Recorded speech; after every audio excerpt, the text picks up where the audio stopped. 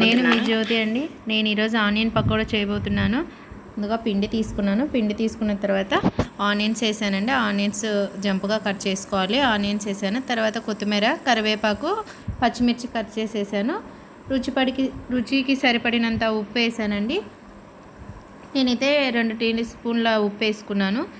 2 tea స్పూన్ల ఉప్పు వేసుకున్నాను. కావాలంటే మనం కలుపుకున్న తర్వాత సరిపోకుంటే మళ్ళీ వేసుకోవచ్చు అండి. ఒకసారి టేస్ట్ చూసి మళ్ళీ వేసుకోవచ్చు.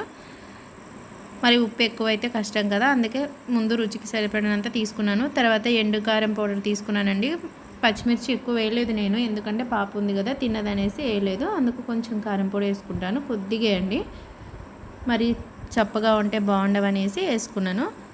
అవి వేసిన తర్వాత అన్ని ఆనియన్స్ అవన్నీ వేసి స్మాష్ చేయాలండి. ఎందుకంటే ఆనియన్స్కి వాటర్ ఉంటుంది కదండి, ఆ వాటర్ అనేది ఆ పిండిలో అబ్జార్ప్షన్ అవుతుంది. అందుకోసం అది మొత్తం వేయాలి. కొంచెం వాటర్ వేసుకుంటే కొద్దిగా అండి, కొద్దిగా 2 స్పూన్స్ వాటర్ వేసుకొని మొత్తం స్మాష్ చేసేయాలి. మొత్తం కలబెట్టాలండి.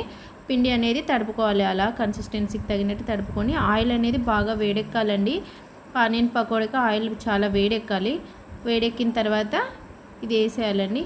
మన ఆనియన్స్ పకోడీ అనేవి చిన్నగా తీసుకొని వేసేయాలి.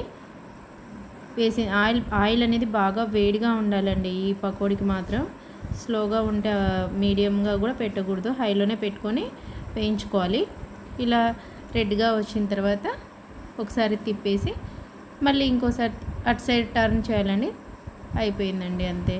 ఆనియన్స్ పకోడా అనేది రెడీ అయింది. ఇంకా తీసేద్దాం. చూడండి, ఫైనల్గా పకోడా అనేది రెడీ అండి. ఈ వీడియో కనుక మీకు నచ్చినట్లయితే లైక్ చేయండి, షేర్ చేయండి, సబ్స్క్రైబ్ చేయండి friends. Thank you friends. Okay friends, తినేద్దాం పదండి ఆనియన్ పకోడా.